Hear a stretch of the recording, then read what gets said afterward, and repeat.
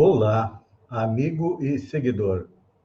Seja bem-vindo à nossa live diária da Reflexão Matinal, onde eu convido você para irmos em direção ao nosso coração para lá, como jardineiros espirituais, elevar templos às nossas virtudes, fazendo-a crescer, florescer e frutificar, pois são elas as virtudes que nos impulsionam nesta longa jornada em busca da felicidade.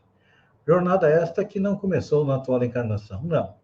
Já tivemos centenas, milhares de encarnações no planeta, nos 5 continentes, em todas as raças.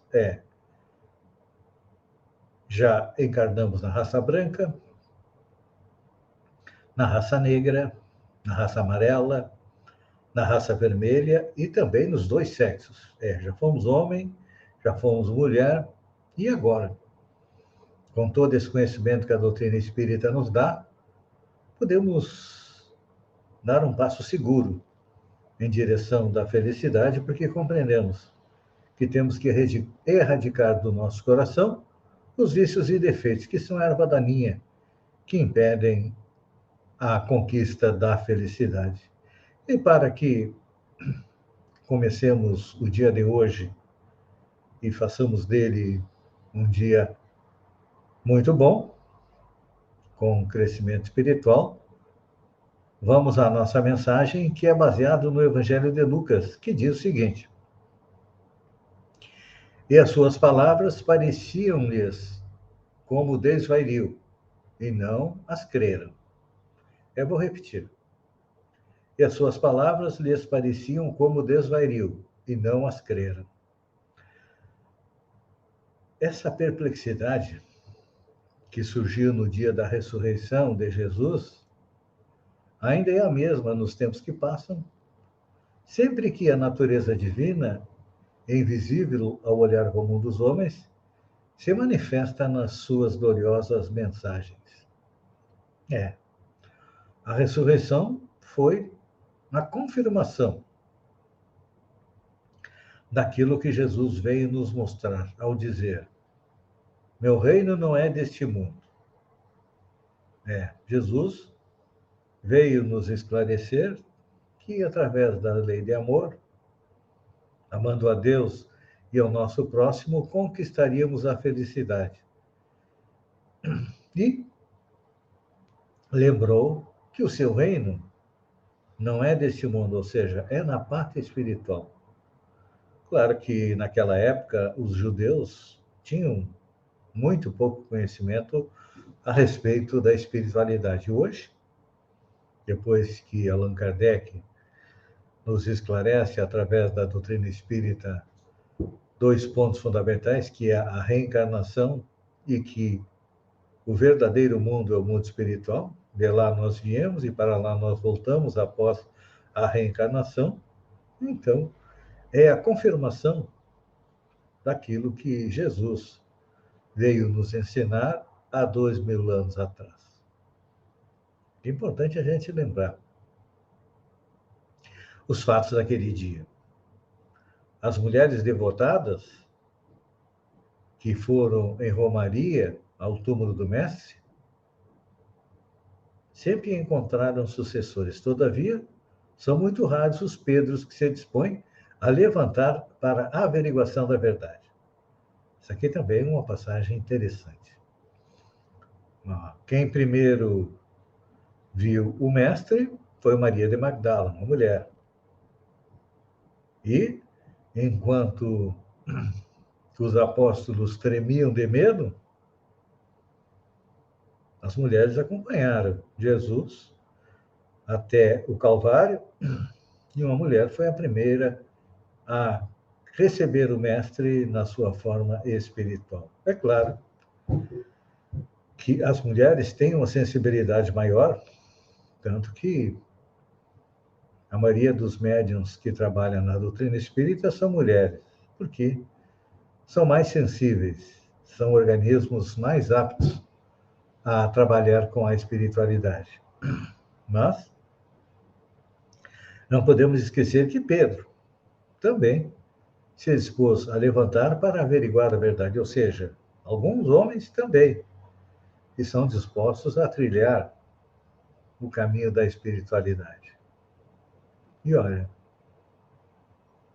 em todos os tempos, os transmissores de notícia de além-túmulo peregrinaram na Terra tanto quanto hoje. Ou seja, sempre houve o uso da mediunidade para trazer à humanidade o consolo, o esclarecimento. É claro que muitas escolas religiosas relegaram, até combateram o exercício da mediunidade porque queriam eles ter o privilégio de serem os emissários do Senhor, acreditando que Jesus ia se comunicar somente através deles, mas não.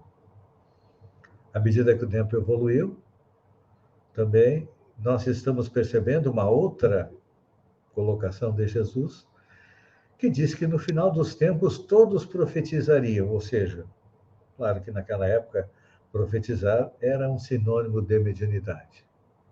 Então, e é importante a gente também compreender que desde a antiguidade, principalmente na Idade Média, e até pouco tempo, os instrumentos da revelação espiritual, ou seja, os médiuns, com raras exceções, foram categorizados como bruxos, queimados em praça pública, e ainda hoje, muitas vezes são internados como dementes em sanatórios, tidos como visionários e feiticeiros. É que, infelizmente, a maioria da humanidade ainda vive agarrado aos interesses do passado, acreditando que a mediunidade não deve ser estudada e não deve ser praticada. E que somente alguns espíritos teriam condição de se comunicar. Nossos irmãos católicos só aceitam as manifestações de Maria,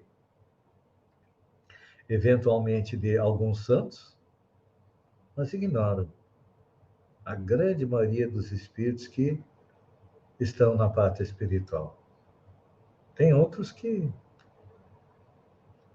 utilizam seu tempo para combater aquilo que eles chamam de demônios, que não são nada mais, nada menos do que espíritos que estão na parte espiritual e muitas vezes precisam de ajuda, de auxílio, de uma palavra de carinho, de uma palavra de conforto e de um alento.